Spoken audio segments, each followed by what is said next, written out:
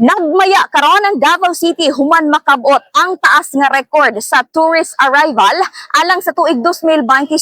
Diin miabot kini og 2 million.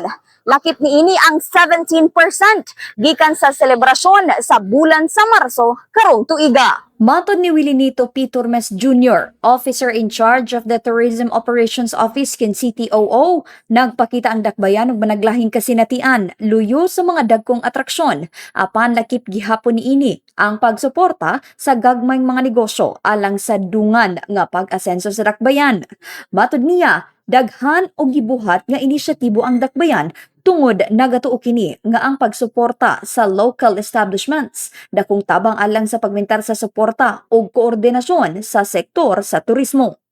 Ang dagkong festival sa Davao City naghatag og dako sab nga kontribusyon resulta sa pagkabot sa taas nga record sa pagdayo sa mga turista diin miabot kini og 2 million alang sa tuig 2025. Apan karong tuiga midungag og 17.38% alang sa bulan sa Marso, di nakita nga dako ang epekto sa padayong pagpalambo sa dakbayan. Alang sa kadayawan 2025, mikabat sa 200,000 ang mibisita sa Davao City. Gisundan sa Pasko Fiesta sa bulan sa Disyembre tuig 2025 nga adunay 100,000 sab ang mibisita.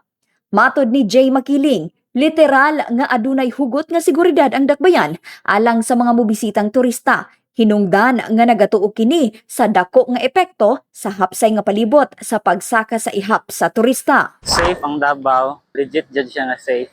Dayon lindot pod para sa kawa nga taga Samal. Matinagdanon niya limpyo o dili pod kayo gubot para sa Manila.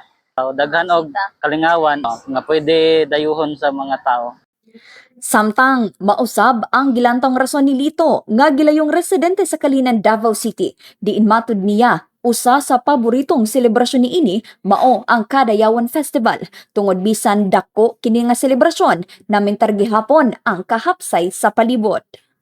Peaceful ang Davao, ma'am. Yeah. Safe ba ang mga tao ba mo? Tuloy-tuloy. Isa po na ang ginasitahan nila. Anong araw ng Davao, ang Kadayawan.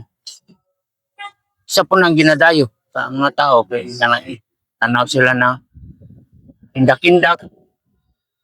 Kosta ng float parade. Mo pa na isa po nang ginatanaw dayo sa mga tao. Sip ng Davao. Kaya isang oras sa mag suri-suri. Wala kay pan ba? Wala. Na kay peace of mind.